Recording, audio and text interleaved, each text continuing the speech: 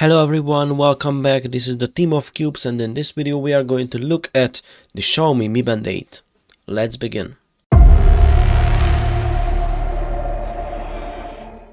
There are lots of fitness trackers out there, but I think the Mi Band series has the best price-value ratio. These devices are tried, like I have a Band 5 and I'm using this every day since 2020 and it still works fine.